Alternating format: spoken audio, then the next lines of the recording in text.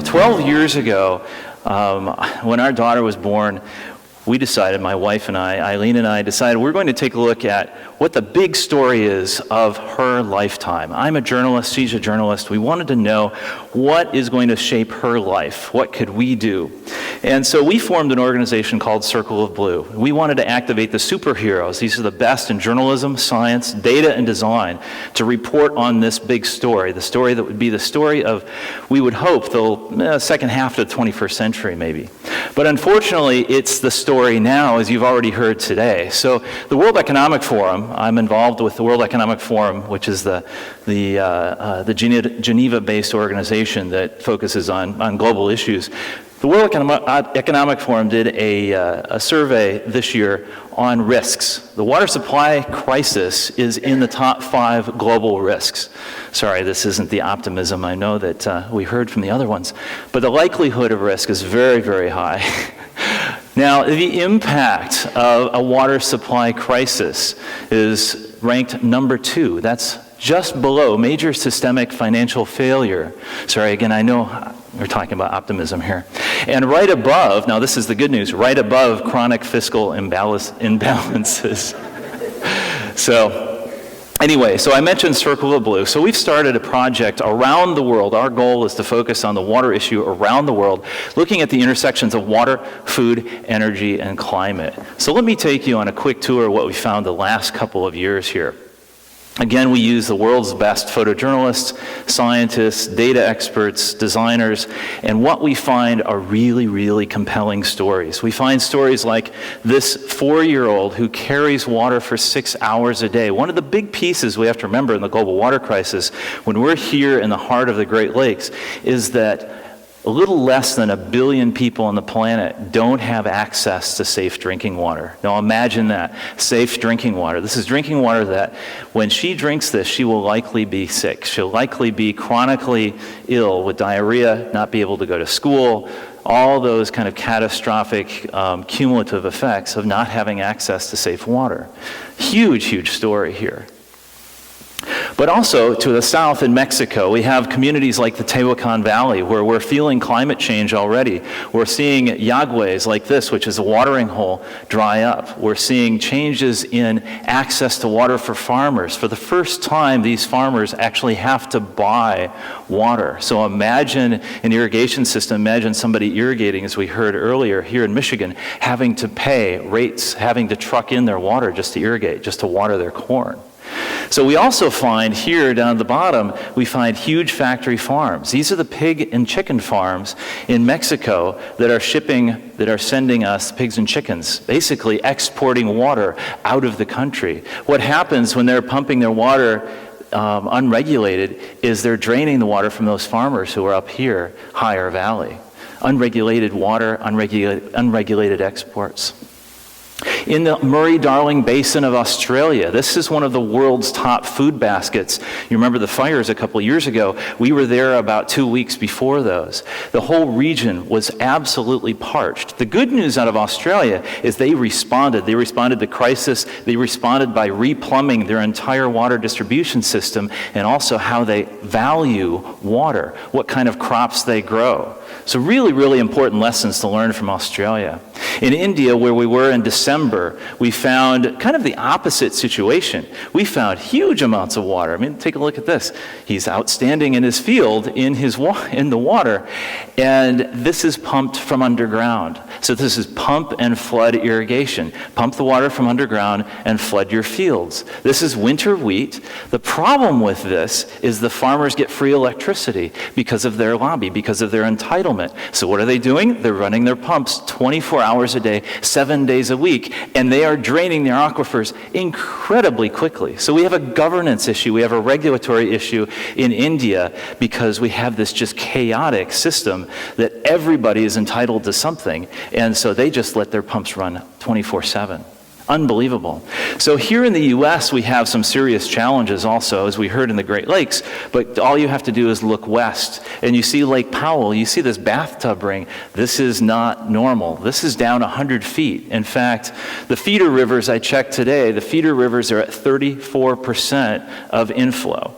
That's slightly serious for Las Vegas. Las Vegas is building a whole new pipe, in a sense, a new drain right underneath the lake here for $800 million, almost $1 billion new plumbing system for Lake Powell to get water to Las Vegas. So the Colorado River, this is the Arizona project. This is taking water from the Colorado River to Arizona. So I photographed this at sunrise in October, and their demand is exceeding supply. So if you're a farmer at the other end of this, of course the cities are going to get the water first.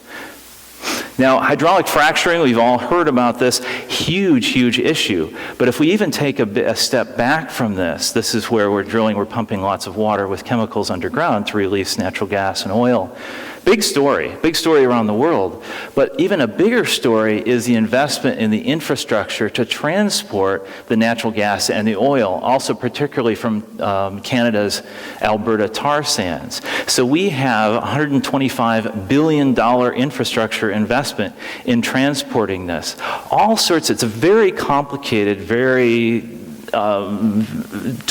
interesting issue. So here we have natural gas, which is dropping our carbon emissions, but yet we're pumping our water underground to release the natural gas. How do we calculate the benefits? Really big challenges.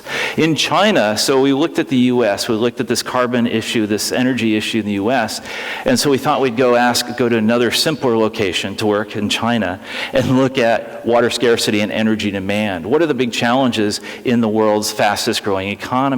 And we found the fact that coal is using 23% of the nation's water supply. Coal mining and processing, that's extracting it.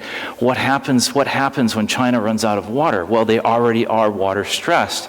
They don't have enough water to continue mining and processing coal at current rates. A slight challenge because 70% of their electricity comes from coal. So water is a major choke point for China. And for people like Wu Yun, who is an Inner Mongolian shepherd's daughter who's faced with the coal mines literally right out her back door, and what happens? Their well's going dry, and they now have to drive 15 kilometers to get water because the mines are draining the aquifers. And what's China do then if they don't have enough water? They offshore their water footprint. So when they need water, or when they need, for instance, the coal has embedded water, so to speak. So water they need to mine and process it. Let's go do that somewhere else. Let's do that in Australia. Let's do that in Canada. That's why you're seeing these huge investments by China moving to Australia, Canada, and other parts of the world, is they're offshoring their water footprint, their water impact. They're also building huge canal systems. This is the $100 billion south to north water transport project in China. They're also building dams like crazy. 400 dams are on the books. But what happens when the rivers run dry or when they run low in the summertime because of reduced glacial melt? Now they're building coal-fired power plants next to the dams if the dam's turbines stop running because they have the power lines. Remember, this is China, so scale is multiples of what we see here. Now, Wu Yun, you saw the picture before in China. That was 2 years ago. Last year, I actually went back to her home in Inner Mongolia, and this is the view outside her front door now. So the mines are getting much closer.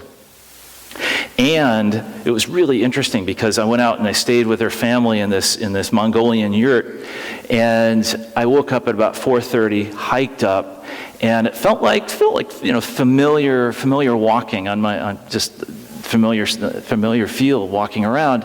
And the sun rose, and here it looked just like Leland. It just looked like Sleeping Bear. And here's Wu Yun standing on these sand dunes that you actually see on the map. These are the lines of desertification marching across Inner Mongolia. So it was really a profound moment for me because I was feeling the connection to the Great Lakes here and the drought. Now, last week, I'm a little jet lagged, so beg a little pardon, is Wednesday in Doha, Qatar, which is one of the driest countries on earth. Doha is built in the desert. So Doha gets 99% of its water from desalination. That's the biggest question people ask me all the time about desal. It also imports almost all of its food. And so it's got this really interesting nexus and role to play because they have tons of natural gas. So what do they use their natural gas for? Anybody? For desal desalinating their water. This is what a desal plant looks like. Everybody always asks, well, why don't we build more desal plants? They're very, very complicated. And look at how much these are just the smokestacks from the natural gas that they're burning. This thing was absolutely gigantic. So the desal question, the desal response, it's complicated. But this generates half of the country's entire water supply for both drinking and agriculture. So why do we do this? Why do we try to we report on this issue? Because we do have a systemic failure, I hate to say. I mean, we do have a failure that's happening. It doesn't have to happen. And how do we get to a systemic future that is literally, it's in the word here. It's in understanding these systems in the Great Lakes. It's in understanding particularly the relationships of our own lives and our water, food, and energy, this fascinating nexus with the inputs of climate and population. Because then we actually have a chance, when we're thinking systemically, we're acting systemically, we're demanding that our governments start thinking systemically, not talking just about water, just about energy, just about food, thinking about these things all together, because then we actually have a chance. This is just south of Leland, and this is Kira, and this is why we're reporting on these issues. So stay tuned, lots of coverage coming up from Circle of Blue, from Doha, from the Middle East, as well as from India, a major project from India. So we'll be rolling into a panel, which Brian will introduce here in just a second, and we have lots of questions here, and I hope we'll start talking about solutions.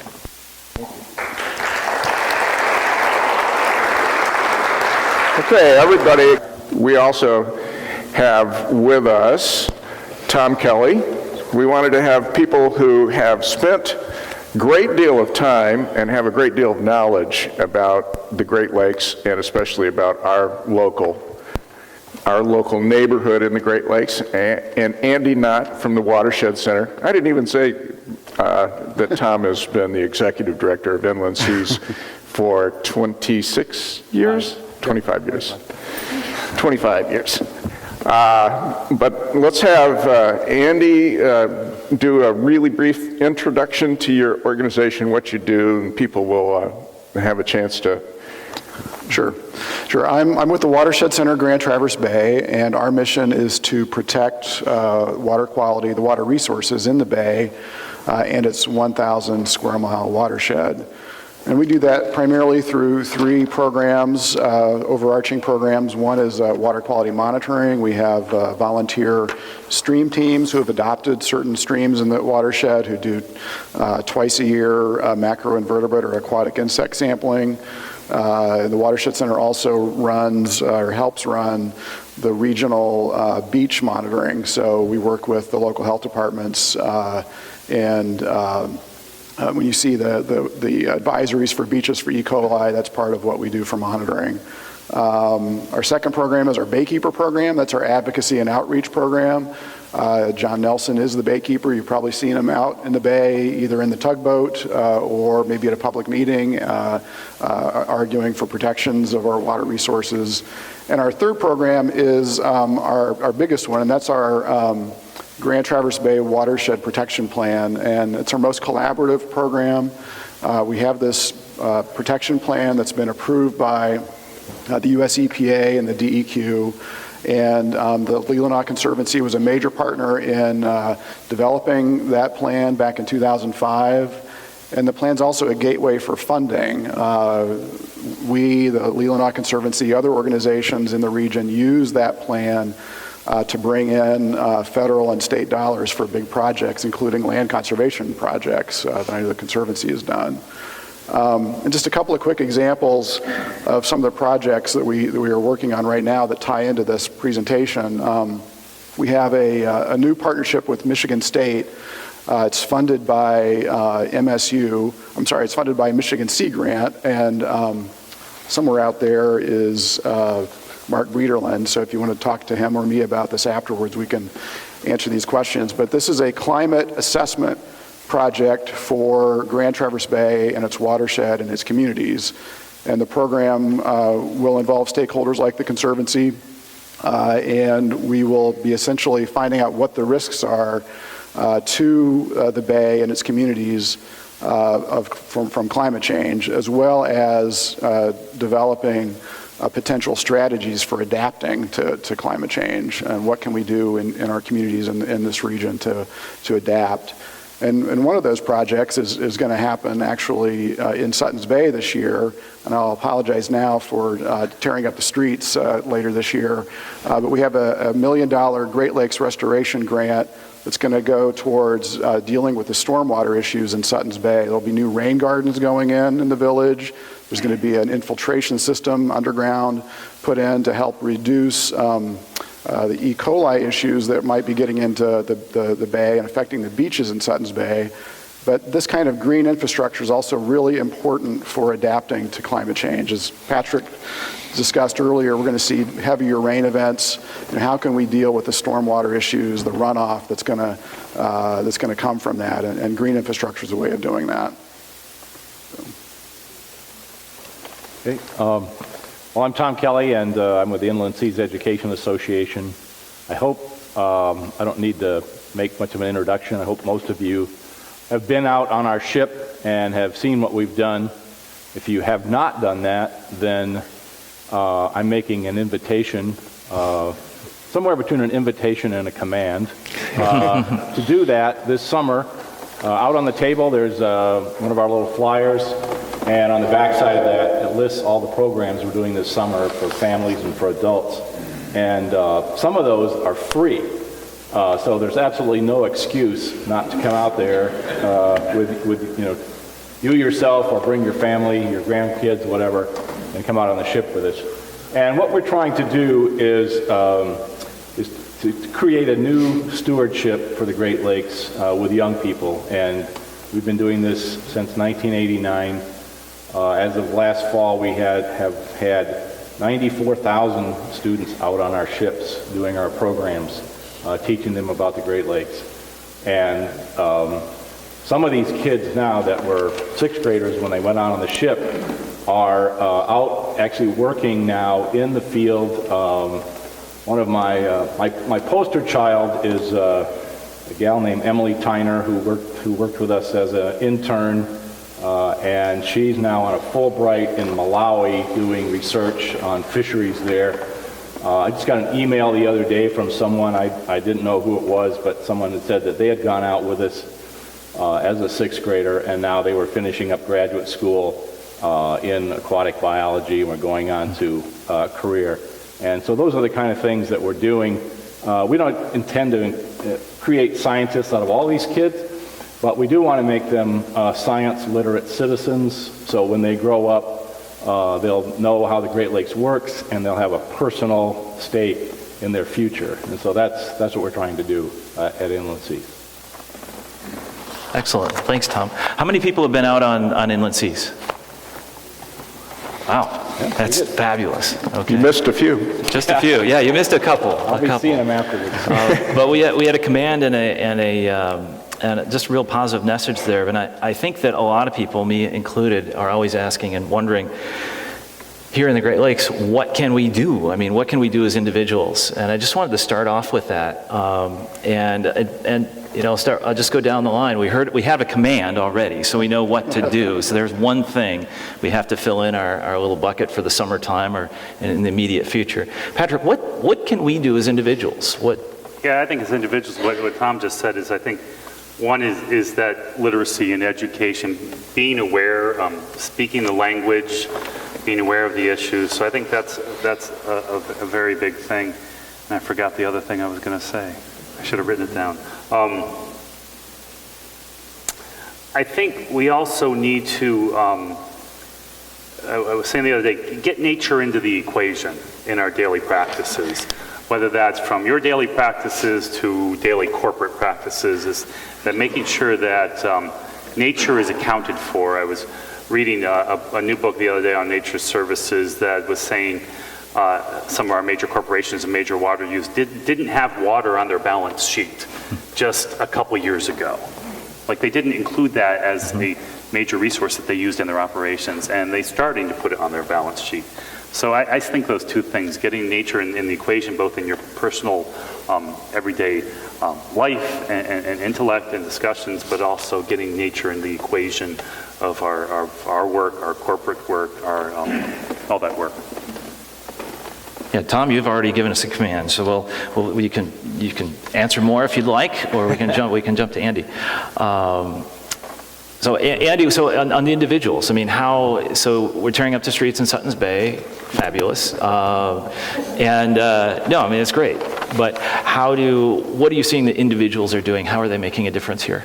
Well, I guess I'll make the case for individuals advocating for more investment in renewable energy and also making that investment themselves. Almost every week we get a call at the Watershed Center about the low water levels, and there's all this debate about the St. Clair River dredging and all that. And I mean, the biggest diversion from the Great Lakes is evaporation, and it's because we're having warmer weather, essentially.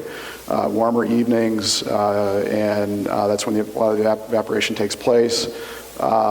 We've got less ice cover than ever before on the northern Great Lakes and in Grand Traverse Bay.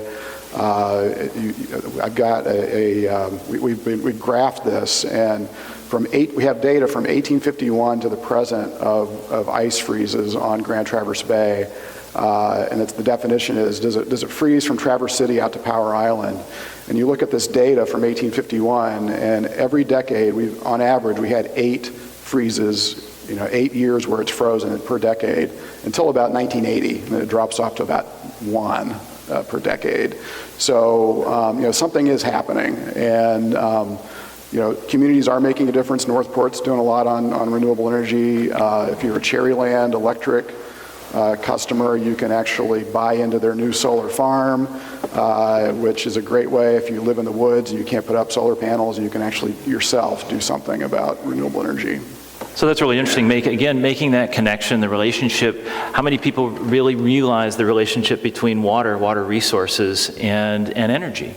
I mean, it takes a lot of energy to move and treat water. It takes a lot of water to make energy. And so when we bring renewable energy into the equation, in a sense, that water footprint, that giant pile of coal, starts to drop down. We start to get a positive feedback. I can remember when I was much younger in high school, a small trout stream where my brother and I used to fish for brook trout. And in the current now, there are no brook trout in that stream, and it's simply because it was an unsightly tangle of alders and a big mess, according to the landowner who eventually bought the property, and they cleaned it up and made it look real nice. And then they wondered why the fish were gone. And I actually had a chance to talk to this person about it, and I said, replant all the vegetation along the stream banks. The water's not shaded anymore, it's too warm for brook trout, et cetera, et cetera. That principle applies, though. You don't have to own your own brook trout stream, but you do have a yard. You have, many people here probably have significantly more land than that. So if you want to protect the water body, you have to protect the watershed. The watershed is cumulative impacts of all the choices that we make. The biggest single thing is to revegetate the landscape, with healthy native plants.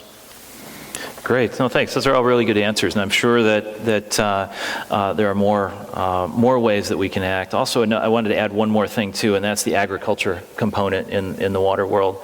Is agriculture globally on average uses about 70% of the world's water, and so that's a water use, and then also runoff and other related pieces, which were touched on in the presentations. So we have a question here. You mentioned the stresses of the Great Lakes. Why is Lake Michigan showing greater stresses versus the other lakes? Is it due to water temperature, industrialization, increased shipping? Why is Lake Michigan in the hot zone, so to speak? Well, I've seen the biggest two hot zones are obviously Lake Ontario and Lake Erie, but I think from Lake Michigan perspective, you see a lot of the industrialization, the invasive species hit that it takes, especially the southern part of Lake Michigan Basin. Those are the two major impacts and the major development. So on those types of stress maps, we've seen those are at least the three major things. Okay. And So when you talk about invasive species, there's stages. There's the first thing, and Tom mentioned, is prevention. And it's totally true, an ounce of prevention is worth a pound of cure, because if we can get good, consistent language about prevention in our policies and our rules and our regulations across all these states and provinces in the Great Lakes, that is going to go a long way. There's studies from Australia and New Zealand showing that there's an economic benefit of prevention versus the ultimate impact of having to treat things at the end. And it's prevention both ways. And then I think the other thing is the various vectors. You talked about a shipping industry. Well, we have a Chicago waterway system too that is not just bringing things this way, but it's the vector to those things outside of the Great Lakes. So we need prevention in all these different vectors that come into the Great Lakes through trade, aquatic organism trade, through the shipping canal, through ballast water, through those things.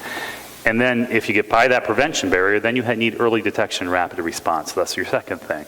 And we have to have the monitoring schemes, we have to have the local organizations, the regional organizations, the federal governments, the NGOs, all on the same framework, all on the same page about what to do when you first see things like in Lake St. Clair. And then there is a management and just a living with it stage. And zebra and quagga mussels, we're kind of living with it. We can do things to adapt to that Tom just mentioned, but I think I'm more worried necessarily about what's next and how do we slow down that rate of that graph that was increasing exponentially. How do we make that flat? And that's mostly going to come through kind of a policy and prevention aspect up front. So it begs the question, what's next? We have Asian carp on the radar. Is there anything else that's out there circling, so to speak? I don't know the usual suspects, but I think one thing much work is going on too with our colleagues in the Nature Conservancy and the University of Notre Dame is trying to make those predictions about what potentially is next and where it could potentially come from. So they do wonderful analyses about similar ports around, where is the traffic to the Great Lakes coming from, what is the environmental conditions of those, what are the species, what are most like the Great Lakes, and you can come up with some predictions. And then you can also kind of work, again, in the policy arena to have a screening tool up front to kind of look at characteristics of individual species and kind of make those predictions. And then you can, where things might come from, when they might come from, which types of species. But I don't know some of the lists, some of the usual suspects. I don't know if you know that, Tom.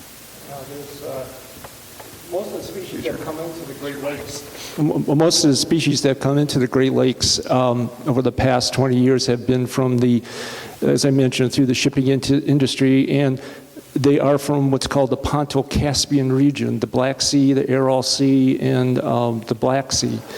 And those species, through a series of, in Europe, they're interconnecting a lot of waterways, the Danube with the Main to the Rhine, so they can have conduits from the Ponto-Caspian Sea region to the Baltic Sea. And in so doing, these species are spreading throughout Europe, and the ships are picking them up in the Baltic and bringing them over here. So a note of optimism is we seem to have the shipping vector under control, but it's by no means foolproof. There still could be species getting given in, even if you exchange with salt water, there's species that are encysted or at some dormant stage that are resistant to salt water that can, once they get in, they can basically become undormant and colonize the Great Lakes. So those numbers are small compared to what they were, but that vector is still a possibility.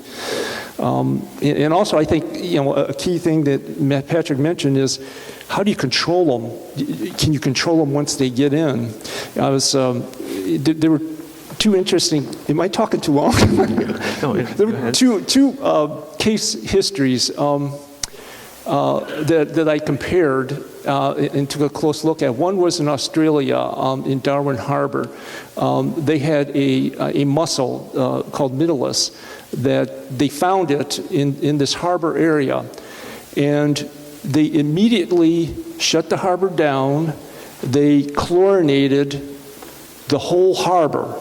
They closed. The government closed or confiscated a chemical plant and the railroad system, and all they did for a period of several days was just to move chlorine into this harbor, and they killed everything there. And they even sent the Navy out to pull back yachts that were in the harbor at the time, but they were moving somewhere else, just to make sure they weren't spreading it. So I think that's not possible here. We could not do that. But that's how seriously they take it compared to here. We had a chance to contain the rough up in Duluth Harbor when we first found it, but it just, there was just disagreements between the state, between the governments, between the tribes, and just how to go about doing it. And subsequently, it spread out, out from the Duluth Harbor. Now it's in northern Lake Michigan. But anyway, it just, the structure has to be in place to deal with these things beforehand. And in my opinion, it's not there yet. Wow. So I wanted to just ask Tom back to the school ship, and I've been out on it, and it's a fabulous adventure. What are the kids? I mean, are the kids becoming really aware of this? You mentioned some poster kids, but what are they taking back with them to the classroom, and what are they carrying forward as far as invasives, as far as getting involved, either in the local level or Well, we try to show them all parts of the ecosystem, everything from water chemistry to what lives on the bottom and fish and even the weather and stuff like that. And one of the things we try to do during this whole process is to challenge them while they're actually on the ship, to think about what they can do personally as a kid, and to take back to school with them and to take home. And so we're hoping that some of these concerns will spread out that way. And we had a group of kids on, 2 years ago from Chicago, high schoolers from a whole bunch of different schools in Chicago, and they were on for a week. And one of the people that we were working with there had them challenge them, basically said, okay, we're going to give you $1 million, 2 teams, come up with some good idea to do something about, the Great Lakes, to help protect the Great Lakes. And I thought it was maybe a little over their head, but they came up with some amazing things, and one of them actually wasn't going to cost hardly anything, and I was hoping they were just going to go back and do it, and that was to set up an inter-high school communication system on environmental issues using new technology, new media, and so that groups of students in various high schools around Chicagoland could communicate with each other. And then one of the things they came up with was the idea of doing a toilet buyback. And this has actually happened in places where you basically encourage people, there's a reward or a bounty on toilets. And so you bring your toilet in and you get a brand new water-saving toilet plus your gas money and whatever else to make it worthwhile. And so these kids are thinking at this level, And so I'm really encouraged, actually, from what I've seen with students, that we're not going to have some of the same problems we've had in the past when this next generation comes up. However, I think the problems that we are facing are in some ways much more difficult than what we've seen, and I think particularly climate change. And as we move along, I think for my own kids who are just like, I'm going to have 2 kids in college at the same time this coming year, so that's going to be my own challenge. But think about what their lives are going to be like, and kind of thinking back when you had that photograph of your daughter with her feet there. I was thinking of the same thing. What is their life going to be like? What are the challenges they're going to have, and what are the things they're going to have to solve? And then what about their kids, my grandkids? And I hope that they do a better job in many ways than we've done. But I think some of it's going to be very difficult, or we may think it's very difficult, because there's going to have to be some basic changes in how we live. As in some places where water is already scarce, and also as fuel becomes scarce, and maybe not scarce, but the prices will go up. And so I have a 3-mile commute to work, which is not bad, and but I'm thinking, okay, I should be closer to the village so I can walk in, and those are the kind of things people are going to think about. How the unfortunate thing is, I think that we're going to have to reclaim and reinvent a lot of our infrastructure to move people around that's no longer here, because I'm not sure how long we're going to continue to be able to rely on everybody driving a personal automobile for every place they want to go with just one person in the car. So, I mean, I'm thinking a generation ahead now, So we're going to have to get back to some mass transit kinds of things. I think they're going to be real important in the future. Right, and when we're talking about water, it's interesting that we keep coming back to this systemic approach. It's all related. It's all related, and that's, I think, one of the biggest messages we have here. And I really love the scenario game because at the World Economic Forum, which is a gathering of supposedly the world's leadership, we've done some serious scenarios, and we scare people, and then we send them out. These are global CEOs, and we challenge them to think systemically, and that's something we're really trying to do. Is two things: is come up with a value for water, not a price for water, but a kind of an economic value or a trout value. I mean, what is the value of that fish in the stream to you? And here's what you can do, and here's why it's important. And then the governance piece, again, flattening that out so that when we're tearing up the streets in Sutton's Bay, again, that we actually understand why that's happening, and that our agencies, when there's a major challenge in Duluth, actually work together to solve it rather than come to loggerheads. And so I think it's really exciting that the kids actually know how to do that and can play in that. So what's our time frame? How are we doing? Okay, great. Well, I wanted to come back to Brian because I've grown up in Leelanau County, and we've known each other for a long time. Forever. He admits. Since you were a kid. Yes. A little kid. Those are my toes up there, actually. I just wanted to. When the conservancy started, it was really focused on conserving land. And how has that ethic, or how has that kind of focus changed to become much more of a state, national, or even global perspective? How have people changed in their view in the county? You do what you can where you have influence, but a lot of these things. In a system as large as the Great Lakes, and this is a difficult thing for a locally based organization like us. The policy issues that are out there affecting land conservation and therefore affecting our water bodies, water usage, et cetera, are enormous. I think back, I go back to the same era that Tom Kelly goes back to, et cetera, when I remember going to the early hearings, this one in Cleveland, when I was in college, and the big debate was about what is messing up Lake Erie so horribly. I mean, you could see the stuff coming out of the factory waste pipe. But there was a big scientific debate about the role of phosphorus, and the ban on phosphorus in detergents was, we made investments back in the late 60s and 70s, huge investments in real dollars to clean up antiquated sewage plants, to remove phosphorus from the waste stream into the lakes.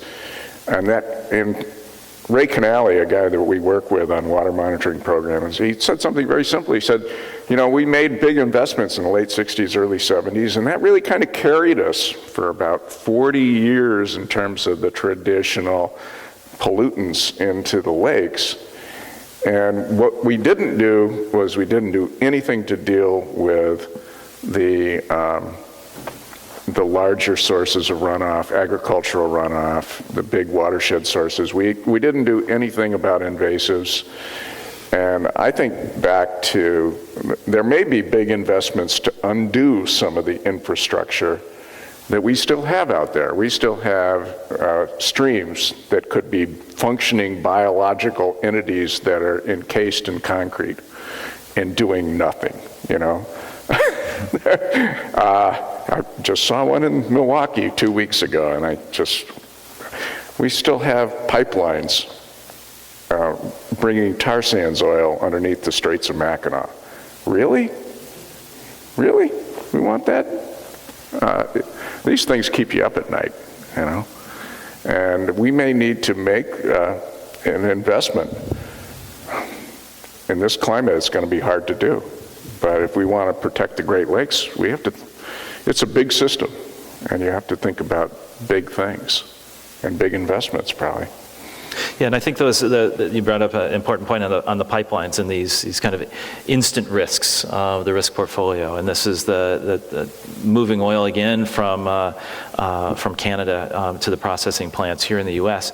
A big question. And even in Doha, that desal plant that you saw, which provides half of the country's water, what if there's a major oil spill? This is what keeps those guys up at night, because they have, if that one plant goes down, they have 5 days before they dry up. They have 5 days of reserve water. If all of their plants are fouled by an oil spill, the entire country goes dry, except for what they import in Evian bottles. I mean, it goes dry, and that's a major risk. And so when we're looking again back at these systems, what level of commitment what level of commitment do we need to call for? What's the action level on that? Go ahead, Tom. Can I say something about, you triggered something in my mind when you were talking about investments. And unfortunately, I don't see the governor out there. But I've thought that, if to make Michigan stand out above the other 49 states, there's all kinds of things going on trying to, encourage people to stay in Michigan, to have jobs here and whatnot. And I think we need to make big investments in Michigan in 2 places. One is in the environment. We have a great environment here. We need to continue our investment in protecting the environment. And the other is in education. I'm biased because that's what I do. But we already have a great college university system in Michigan, almost second to none. The pre-K through 12 is broken and in shambles in a lot of places. We need to make some big investments there. If we had the finest environment and the best education system in the country, people would flock here with their clean businesses, because those are the kind of places families want to live, that have those 2 things. So that's my biased request. People ask me, they say, we're an unbiased journalistic organization. They say, no, you're advocates. I said, yeah, I'm an advocate for water. I'm about 75% water myself. But Patrick, you're starting to see some trends, like, you mentioned companies like Dow. You're seeing some governmental involvement. What's the layer that's driving that commitment? What can push that? Yeah, I mean, I think we can move into the optimistic side of here, and I've seen relationships to organizations like Coca-Cola in Michigan, or Dow in Michigan, or DTE in Michigan, and our organization works with them. And it's kind of funny, I've been to meetings with Dow people, and they're kind of like, you're working with them, and the Nature Conservancy people are looking like, you're working with them, and everybody's skeptical of one another, because there are pitfalls and there are many things that cannot be ignored. But what I do see, again, is those corporations starting to value the asset that they are getting from this place. Coca-Cola is working down in the Paw Paw River watershed, and they ship concentrates up from juice concentrates up from Florida and such, and they infuse it with local water. So they are using Paw Paw River local water, and then they ship those out to whatever the Myers or the Quality Dairies or whatever. But in that plant, they're calculating their water footprint, and they are trying to reduce water use. And when they can't reduce water use, they're actually investing in agricultural practices with the local farmers to get them to move to less water-intensive practices. Because Coca-Cola knows they have a plant there and they have infrastructure in there that they want to be there for 50 years or 100 years, so they start to see that natural asset and they start to see the win-wins. I'm optimistic about that. I'm optimistic about corporations seeing that benefit and valuing the state because it has those things. And we're going to be one of those places. And so we have to show that off. We have to protect it. We have to make sure it's there. And then we have to track those users. But we also have to have those users be accountable for what they do utilize and be invested in and want to protect it for the resources. There are win-wins there. We have to find them, and we have to figure out how to find them. And I think that's the job of folks like us and folks like the audience here is to have that creativity, like those students, to find those solutions. They're there. I think we can. Yeah, we have to do a really good job sharing those solutions and sharing the responses. And I just wanted to come back to Andy talking about, I've watched the Watershed Center grow enormously, and major, national recognition right here in our bay. And, what do you think has really led to that? Is there just a shared ethic that, in a sense, like a lottery ticket, you just had to scratch a little bit at, or what triggered that? Well, I think that within our community here, I think that it's kind of an easy sell that the most important aspect of our community is the bay and it ought to be protected. And I think that there just hasn't been, up until a few years ago, enough talk about that. And we've been able, through the support of a lot of people in this room and elsewhere in the watershed, to build our communication system to get out and talk to people about why these issues are important, not just for the fish, but to our quality of life and to our economy. I think that the Grand Vision was a great effort to bring together economic and quality of life issues that a lot of people got the connection. So I think that it's been a very in terms of media coverage, we buy advertisements now to get the word out, and people understand that, gosh, the bay and our water here are products that we need and want to protect. So it's been kind of a marketing thing, and I think nationally we're very lucky that, and this is a very positive note that I'd like to talk about, and that is the bipartisan support in Congress for the Great Lakes Restoration Initiative. We're now getting ready for the 4th year, I think, of a congressional appropriation for that. What's on the books now, or what's proposed, is $300 million for fiscal year 2014. Almost $1 billion have been spent so far in the last 3 years in that initiative. And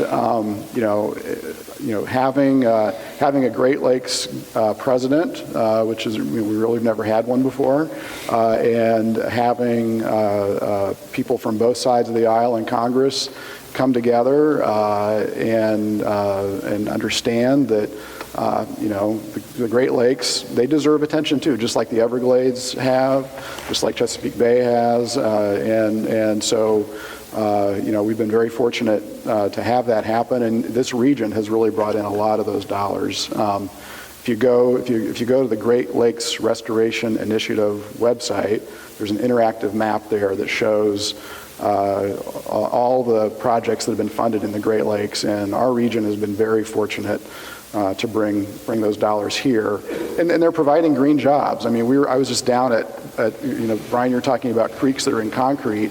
There's one, Kids Creek in Traverse City, there's parts of it are underground, and we have a GLRI grant. We're working with Munson Hospital to daylight that creek and bring it back up.